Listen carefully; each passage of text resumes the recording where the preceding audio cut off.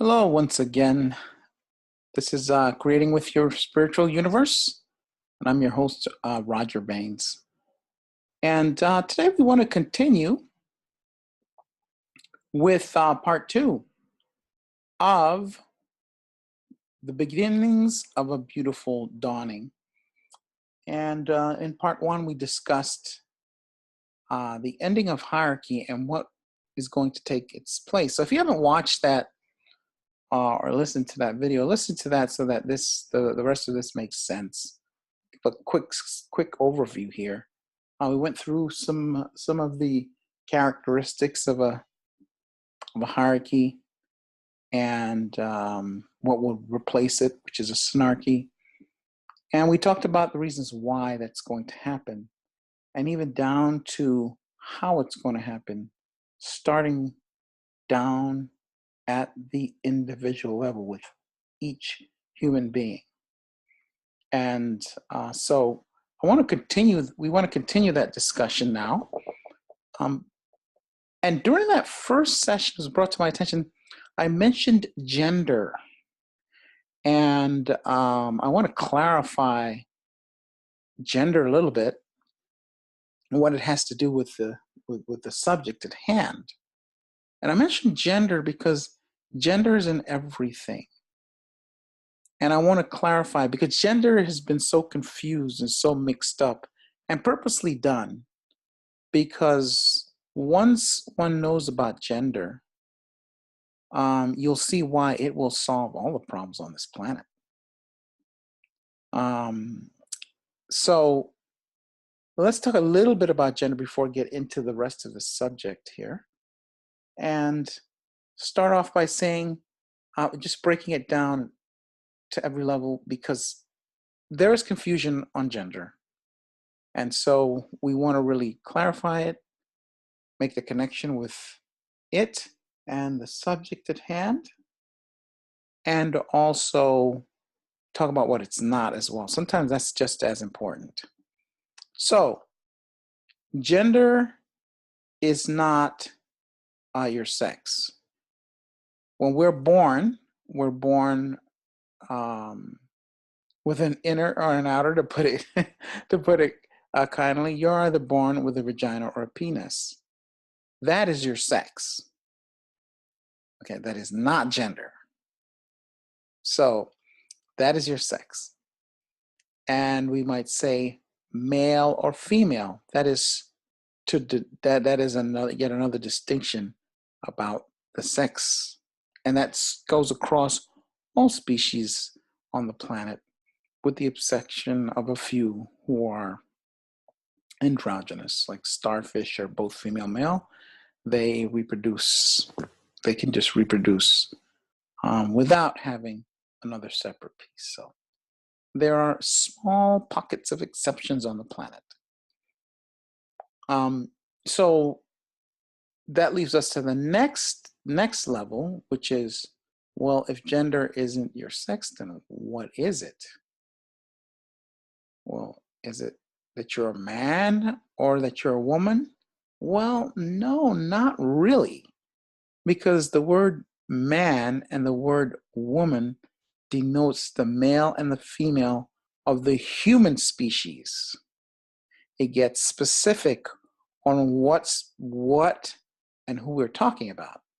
So it's just specific to the male and female human beings, because you don't refer to any other being. You don't call a lion a man. You don't call a female lion a woman.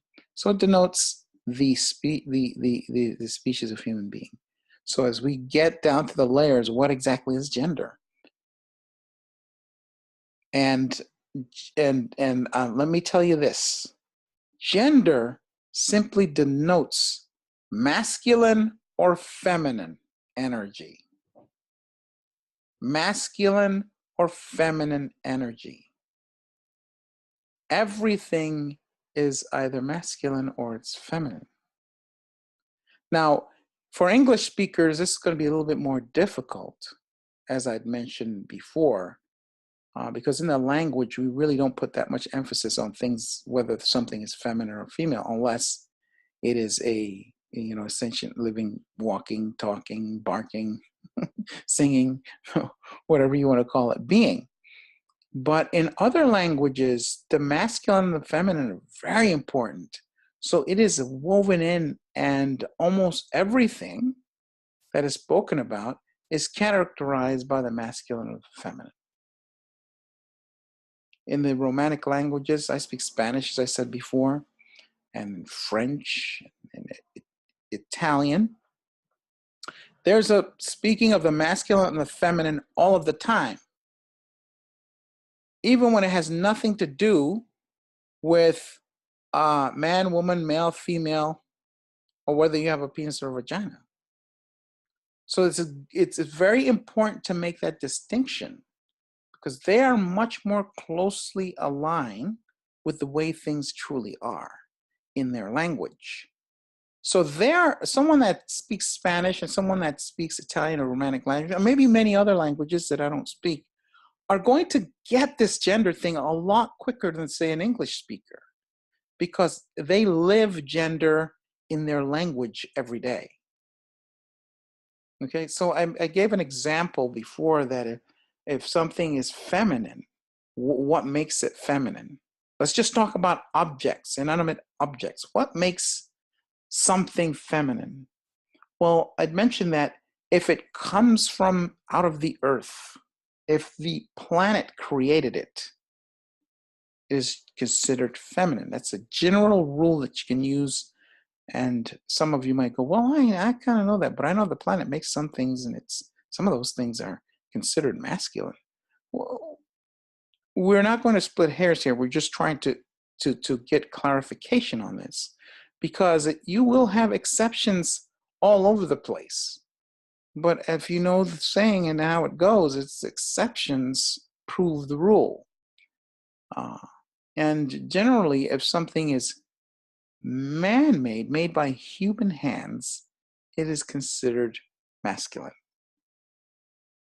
So just start to shift the thinking away from masculine and feminine being man, woman, or male, female, to it just being the energy that is carried by certain objects or people. Because I'll give you an example. You can have a man who is, sex is male, is a man, but he carries the majority of what he carries is in his core is a feminine energy.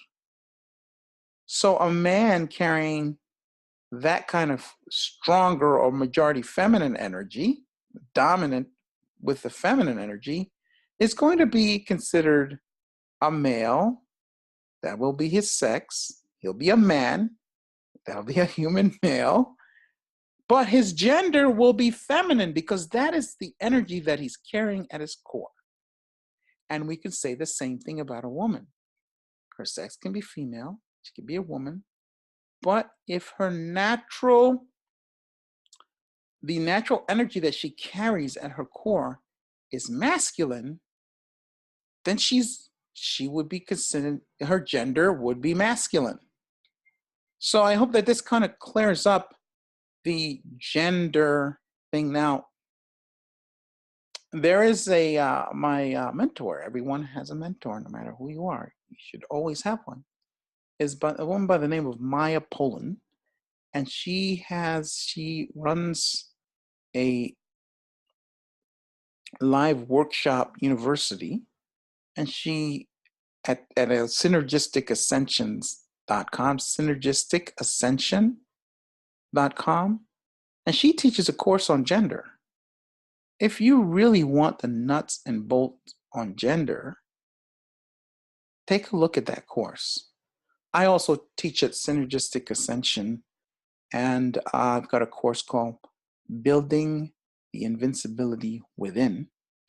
And that's a course that teaches you psychic self-defense, how to deal with the hyperdimensional war against humanity, waged against you daily, emotional release, and using the power of the great central sun in your day-to-day life, amongst other things. So give that site a check, and check it out there as well.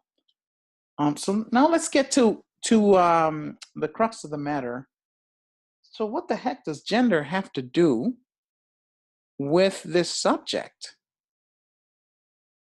Well, as I mentioned earlier, gender is in everything. And before, as I said, we're working with the gene keys. The first aspect talked about was in transformation, in moving from hierarchy, which I will repeat is the lowest form that any intelligent being can organize and operate. We're highly intelligent beings, but we're operating at the shadow level, the lowest frequency level of operating. Okay? And so in this, there is a masculine and there's a feminine. In the shadow or at the lowest frequency, we're operating on control. And that control is a masculine energy. And when we move out of that low frequency masculine energy, we go into authority. And I explained, that's why I said, listen to the first part one, because authority is not the same as you might have been conditioned to think. This is true authority, which isn't about bossing you around or controlling. Listen to the first video to really get the detail on that. We move out of the low, but anyway, we move out of the low frequency of control and we move into the higher frequency of authority. And if we work on ourselves and move out of that, we will be preparing ourselves and thus the collective consciousness, because you work on everything by working on yourself first, and inside to outside. And that is the masculine aspect of this this organizational process. So today we're going to be working with and working on the feminine. As I rustle my papers around to get to that particular section, we're going to be working on the feminine. And this was so well written that I'm going to be reading most of this here because it's so well written. Often we want to make things complex by rewriting or reinventing the wheel completely unnecessarily. So I'm not going to do that. I'm simply, unlike the first where it was 50-50, this is going to be probably 90-10. 90% from the gene keys, 10% my own input. And we're going to start off with the as I said, the primal feminine aspect of the shadow, which is inadequacy. And then we're going to move into the gift, what we're going to evolve into so that the synecry can occur. Because the synecry comes through us. Everything comes through us and then into existence. So we're going to bring this on and by transforming the shadows or the low frequencies within our genes. Okay, we're going to do that within our genes. So these low frequencies and high frequencies that I'm talking about is the state and vibration of our genetic situation. It's the state and vibration of and frequency of our genetic situation. So as we become more genetically advanced, meaning we're carrying more light, we'll be lifted out and bring in things like the synarchy and many other things that will just simply transform the planet. We're going to come out of the unconscious state of just waking up every morning and just marching around like drones, being told by those what to do, by those who are just flat out running the planet to the ground, because this planet is now being run, but not for long, by a bunch of criminals and low consciousness and frankly, many very inadequate individuals. that gain power through ruthlessness and cruelty, amongst other things. So once we have kicked those people out of power, because most of this world, we like to say we function as a democracy and we function as this, and many would say with the way things are going, with the 1% owning most everything in America, we actually have a corporatocracy, and I even heard an oligarchy, whatever you want to call those things. I wouldn't even give them that much credit. I wouldn't give them that much credit. What we have on our hands, folks, is what is called a kakistocracy. A kakistocracy, which is simply an organization or nations, basically in this case, nations run by criminal elements. Run by criminal elements. And when we raise our frequency, we just will never put up with that kind of nonsense. So eventually we're going to get sick and tired of this. And that time is just about now. And we're going to start doing the things that we need to do to make this a benevolent, beautiful, and lovely place to be born into.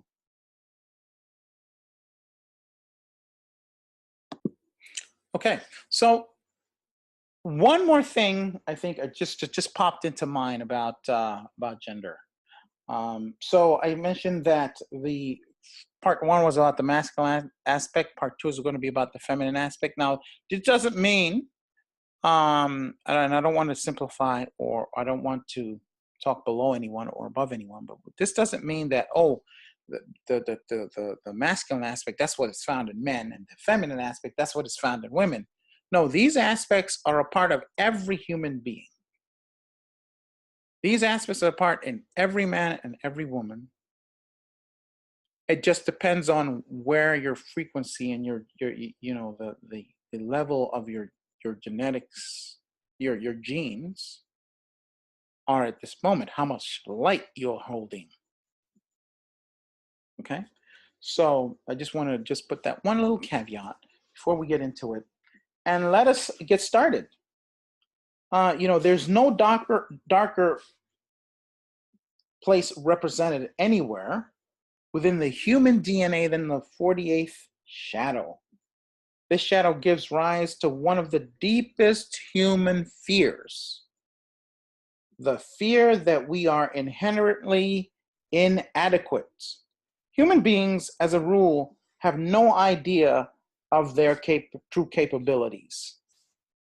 We can look around and see individual examples of great men and women who have displayed remarkable gifts and who have sometimes achieved the miraculous. However, humanity as it is today has not awakened from its dark dreams. We stand at the cusp of one of the greatest turning points in our evolutionary history, and each of us will have to look deeply into this primal fear if we are to make the great leap that now lies before us. Only during times of great collective crisis is it possible to see the potential of humanity's ability to overcome. It seems the medium of crisis is required to bind human beings together. We see this uniting power during times of war, which often activate the higher frequencies of this gene key, the 48th gene key, and allow groups of people to operate as a single entity, overcoming great odds and performing incredible feats rarely seen in peacetime. This phenomenon says much about the nature of the 48th gene key, which is at its source a power rooted in communion and service. Because humanity is now facing its greatest ever crisis, namely the destruction of our own environment, the potential of this 48th gene key is urging us to dig deep into our souls for collective and practical resolutions. In the years ahead, we're going to have to understand this 48th gene key and the hold that its shadow frequency has over all of us. Because of its role within the codon ring, I'm not gonna get into codon rings. I want to, like I said, I want to keep this simple. And I don't, if we get into that, it's unnecessary information.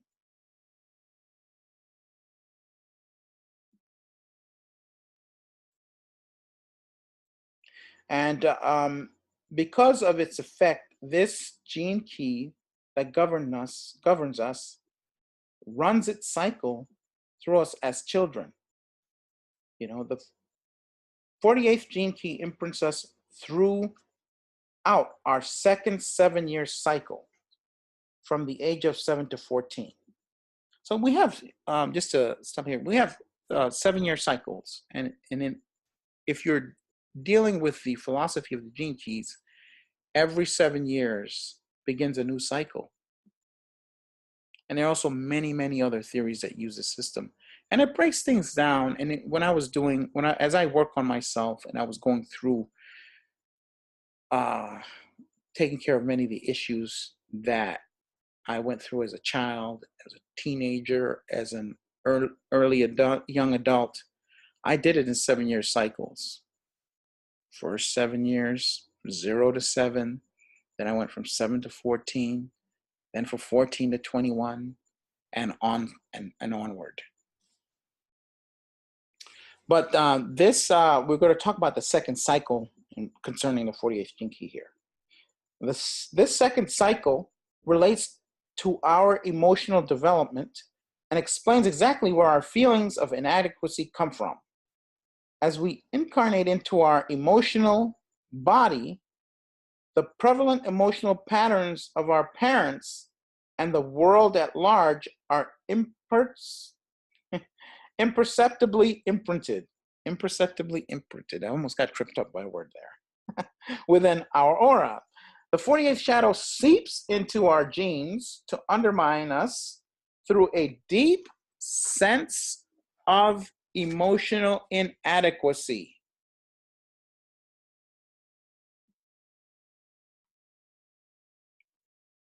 As we go through the tender time of puberty, society's conditioning sends us very confusing and contradictory messages about how to handle our emotional and sexual nature. Most people have little idea how profound and delicate this developmental stage is for young people. And for the most part, they are left to deal with it on their own. The result is that few emerge unscathed. Until quite recently, emotions were generally seen as something that undermined intelligence, which was understood as being equated only with rational thinking. Thankfully, emotional intelligence, also known as EQ for short, is now increasingly recognized by more and more people. The fact is that your EQ is a perfect counterbalance to your IQ, and together they make up a well-rounded, intelligent individual. Most people have never learned to take full responsibility for their emotions. They get caught up in the drama of projecting their emotional states onto others. The 48th shadow is responsible for creating these emotionally illiterate generations. If we don't know how to handle emotional states with equanimity, integrity, and clarity, we never fully enter adulthood, but remain at some level children. The frequency that the 48th shadow releases into the cells of your body emerges as a profound uncertainty about the future and your ability to handle it. when coupled with its programming partner, which is the 21st shadow, which is control. So in other words, when you have control and inadequacy together, these two shadows program human beings to try to stay in control of every area of their lives. We create a false reality of details, timelines, and systems, all designed to make us feel more secure.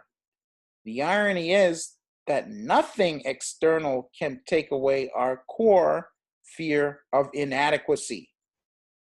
An even darker side is to this shadow concerns the manipulation of this fear as a means of controlling others. The feeling of emptiness experienced at the shadow frequency drives human beings to try to fill this inner void through the acquisition of knowledge. And I would add some other things as well. But knowledge and these other things cannot take away the fear. Knowledge has both a dark side and a light side.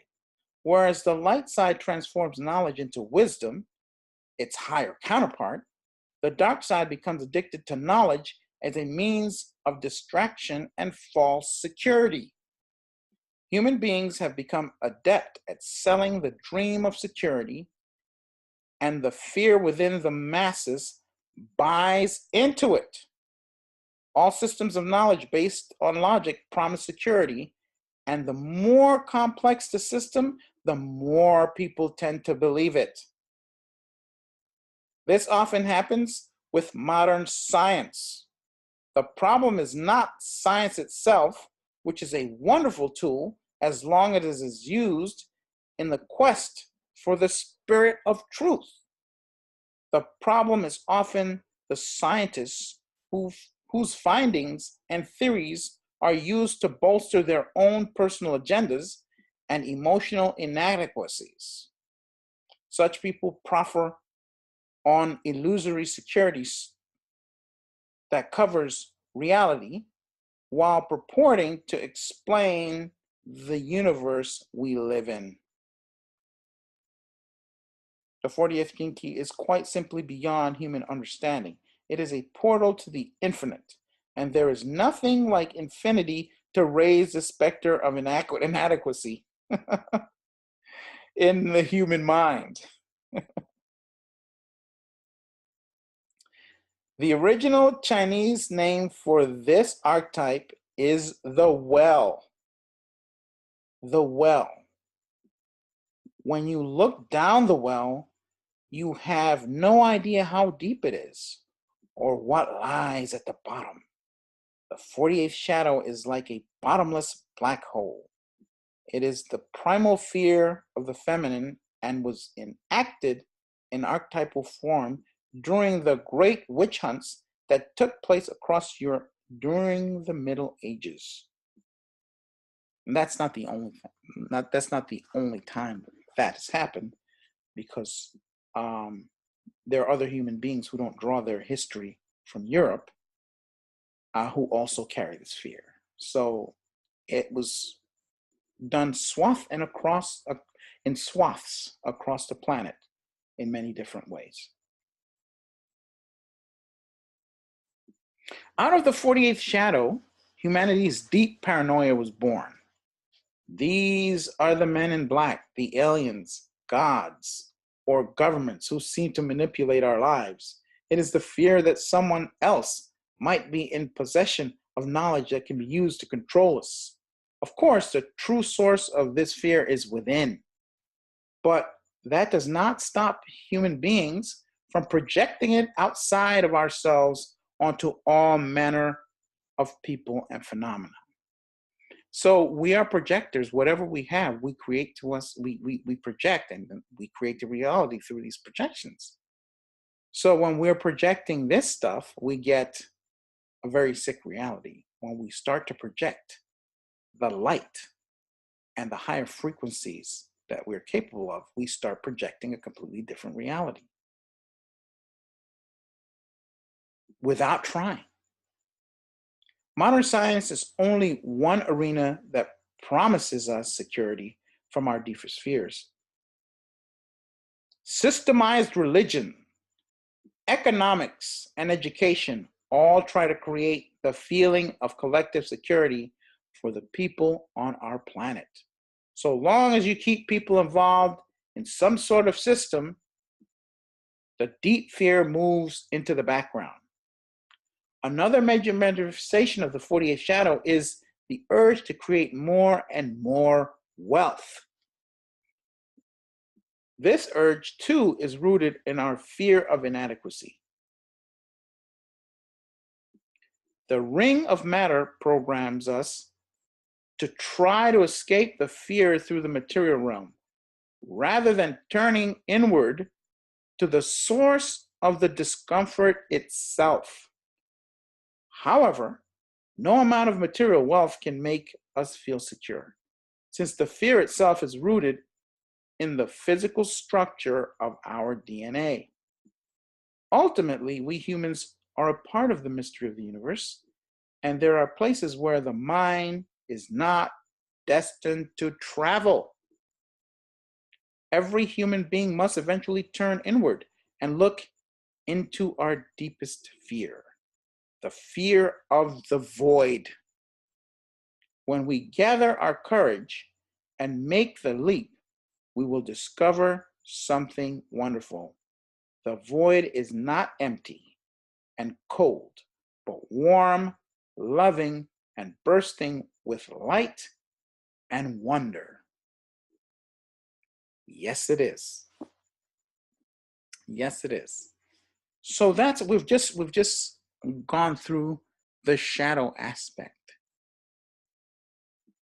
here. And what we're going to do next is, as we did in the first video, we were going to talk about the repressive nature and the reactive nature. Some people play out this shadow of this gene key in a repressive way, and some play it out in a very reactive way.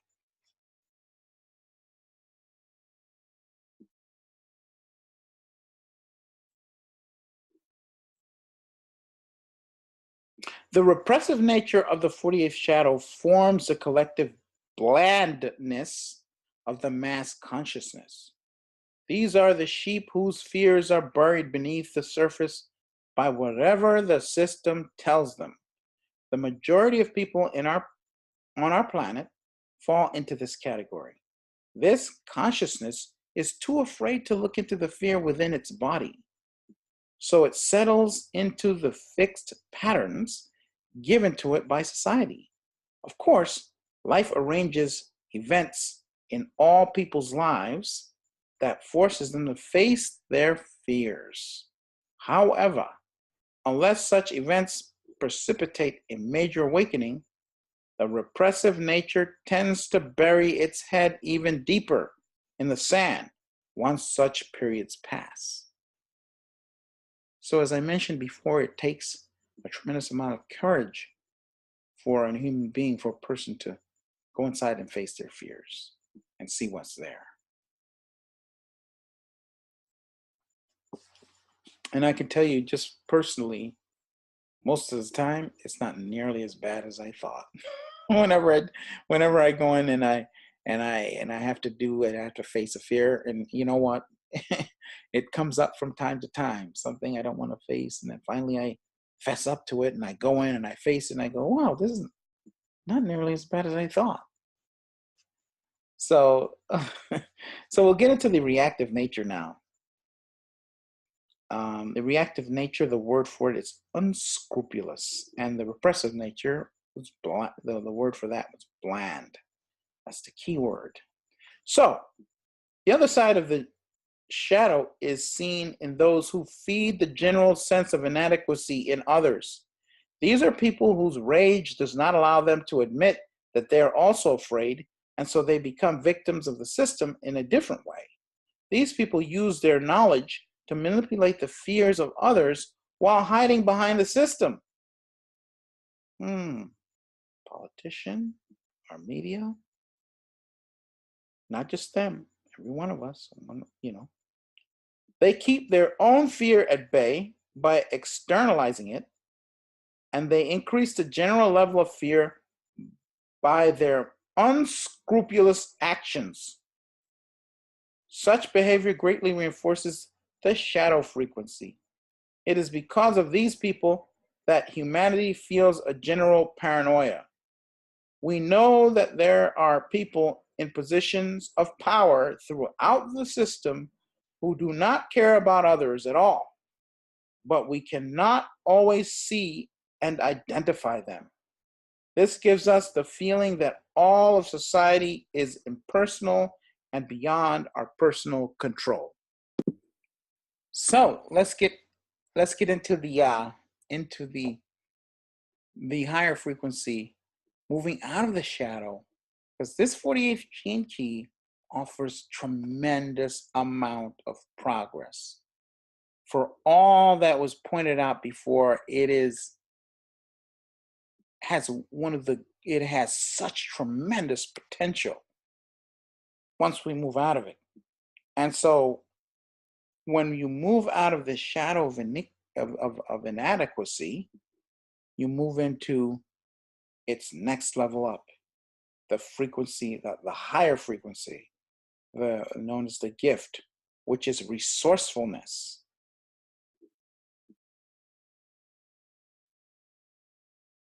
And so we have already seen how this 48th gene key governs our emotional developmental cycle in childhood. And all emotional issues are rooted in this phase, the second phase of childhood. So it's extremely important, this is important here, that children between the ages of 7 and 14 are given a stable emotional environment in which to develop, because the emotional body is a subtle layer of the human aura. It learns primarily through the emotional bodies of its parents. If a child's parents have not raised the frequency of their DNA beyond the shadow consciousness, their dysfunctional emotional patterns imprint the emotional body of the child.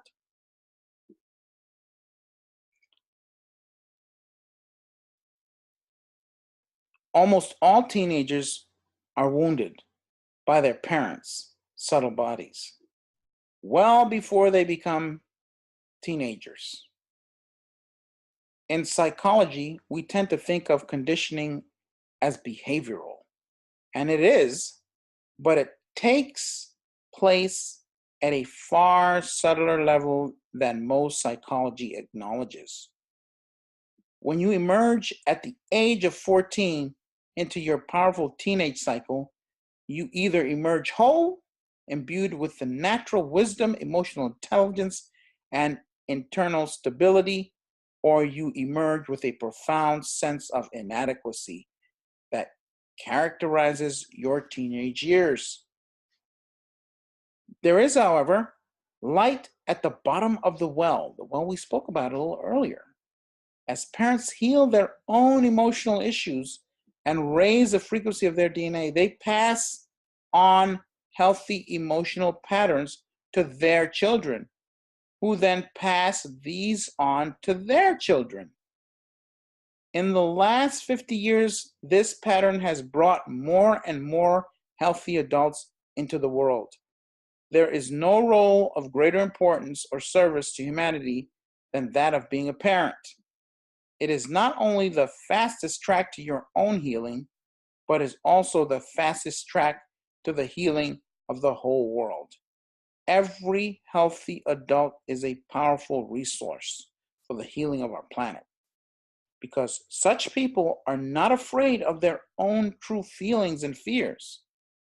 The emotional body of our whole planet is in the process of being healed by the increasing waves of people operating at the gift frequency, otherwise known as the frequency of resourcefulness. The secret of moving beyond the reach of the 40th shadow can be found in a single word, and that word is trust. That word is trust. As you learn to trust your life on a broader scale, the well begins to reveal some of its secrets.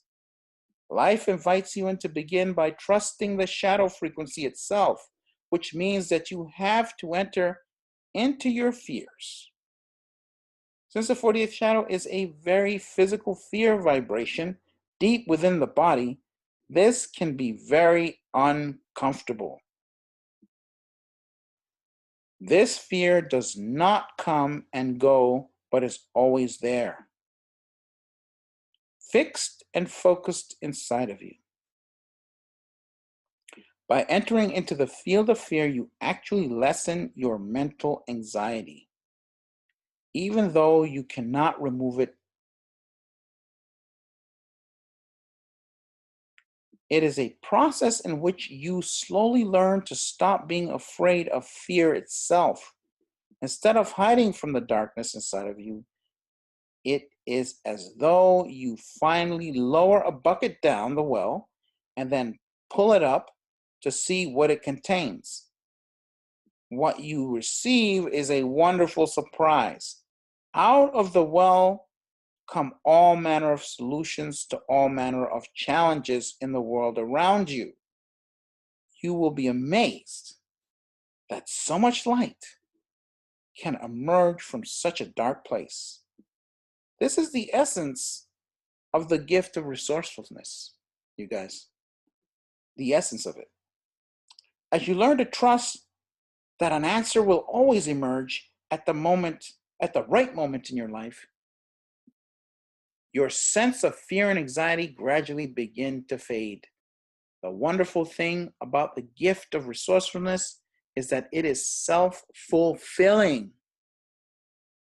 Each time the bucket comes up and out of the well, it contains exactly what you needed at the time that you needed it. In this way, trust leads to deeper trust, reinforcing inner security through repetition. Gradually, your fear of inadequacy is proven to be an illusion. It doesn't matter where your projected fear hides. It could be your fear of being alone, your fear of not having enough money, or your fear of running out of time. Deep within you lies a self-sustaining and unlimited resource that can always provide a solution to your imagined fear. These solutions come to you when you arrive at the moment of fear. These solutions come to you when you arrive at the moment of fear. Open, unreactive, vulnerable, and unknowing. It is through your unknowing that the pearl will be delivered to you. So you must neither repress or react to your fear. You must simply sit with it. This is very important. Whatever that fear is, you simply sit with it. And I work with clients all the time where I do just that, and I show them how to sit with their fears and techniques to release them and let them go. Now, this state of surrender into not knowing the answers is hugely powerful in its honesty. It is about trusting in the great force field that lies beyond your normal sentience. The force field is always there, but your body usually reacts according to its conditional or conditioned programming, coming through the collective fears of the shadow frequency. As you learn to trust your not knowing, life resolves itself effortlessly and beautifully, and a natural process of deconditioning takes place inside of you. Generally speaking, this process takes a minimum of 7 years. Now, don't think about that as being a very long time. Because what you'll find is as you do this process, you will be able to embody more love, more security, more wealth. So every time you shed a layer of these fears, you bring in more light and you bring in new and fresher experiences. So it's actually a beautiful journey. Think about it as a beautiful journey that's going to take 7 years. And you don't know what you're going to discover about yourself during those 7 years. And that's how I've looked at it, frankly. And it's beautiful. It really is. It's not laced in doldrum. All right. So it'll take at least 7 years, at a minimum of 7 years. Since that is how long it takes for the body to learn or unlearn cellular patterns. At the cellular level, it takes 7 years. Your body renews itself completely in 7 years. That's why. Your real resources lie in your gifts and talents, the inherent gifts that are wired into your DNA. The icing on the cake is that your resourcefulness unleashes a great tide of inner creativity that provides extremely elegant solutions to all manner of questions and issues in your life. The force field of which we have spoken is nothing less than the pattern of your life as a whole. As you begin to trust life and your place within the greater weave of this pattern, your natural gifts spontaneously emerge. You begin to realize that you are capable of far more than you ever dreamed possible. When you move in rhythm with life, it reveals its own hidden timing, which is always perfect. It may not always conform to your mental dreams of how your life might or might not work out, but it does leave you feeling deeply fulfilled. And that's the key, folks. If you're fulfilled, you're hitting the bullseye every time. That's what I see fulfillment as hitting the bullseye. As hitting the bullseye. Every human being is designed to prosper because life itself is prosperous. Prosperity is an entirely different phenomenon from wealth. That's key to remember. Prosperity is an entirely different phenomenon from wealth. To prosper, all a human being needs is a little bit more than enough, whereas to be wealthy means to have a lot more than enough. Wealth, by this definition, is formed out of the need for security, which has already been shown to be an illusion and is rooted in the fear of the shadow frequency.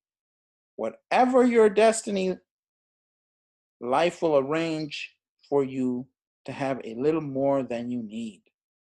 For some, that means very little, and for others, it means a very large amount, because different humans live out different human myths. One can tell when a person is fulfilled in life because they find exactly the support they need when they need it, rather than stockpiling in order to try to create a false security. Another vital aspect of the gift of resourcefulness is its integrative power.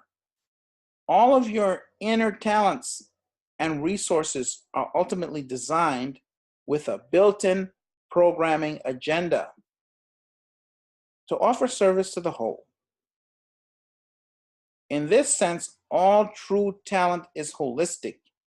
Your inner well exists only to serve others. It is they who come and throw the bucket down the well and draw out your resources. Metaphorically, all human beings are designed to slake each other's thirst, which means that you have to interact honestly and selflessly in order to prosper. In serving the whole, you serve yourself in the most efficient way possible. This is why resourcefulness has the power to unite even the greatest enemies. When human beings pool their resources, they become truly powerful. We saw this in the shadow frequency in the case of human beings united during common crises or wars. As the frequency of the mass consciousness gradually rises, we will begin to create new ways of doing business in the world.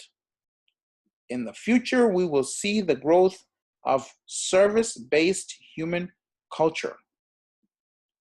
In the future, we will see the growth of human-based service culture rather than a greed-based culture. And as this culture emerges, humanity will begin to operate as a single entity in perfect harmony with a higher universal rhythm. And here's one final insight of the 48th gift, and it concerns the way in which human beings currently understand energy. We have created a modern world based on the dynamics of explosion. The internal combustion engine is the invention responsible for the greatest growth curve in human history. We now face an energy crisis as we pass the threshold of peak oil, and our oil reserves and fossil fuels begin to dwindle. As the 40th gift awakens throughout humanity, another breakthrough will become possible. The harnessing of energy through the dynamics of implosion. We have seen that the archetypal nature of the 40th gene key is feminine and inward, rather than masculine and outward. There is a whole new field of understanding waiting to be dawned in physics.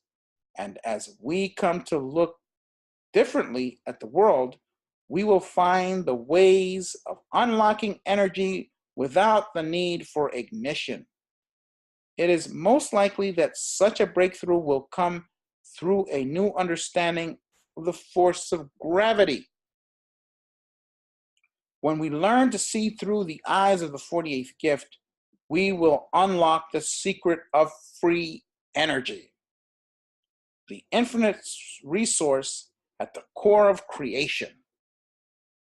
This is the breakthrough that will truly herald a new global age, as it will resolve all of our energy needs simply and quickly, and will make every home or community clean and self-sufficient. So that is the 48th gene key, and it with the 21st gene key,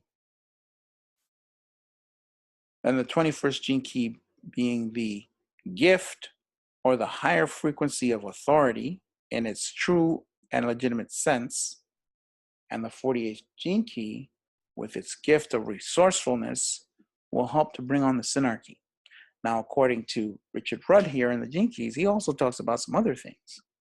But what this gift is going to do is bring on so many things online for us. That's why the quicker we work on ourselves, the better off we'll be, and the quicker we will bring this into being. We will change the world by simply creating better options. We don't have to fight against anyone. You wanna get rid of something? Come up with a better option. It'll simply fall off on its own. So with that being said, thanks a lot for listening. And until the next video, defy the taboo against finding out who you are.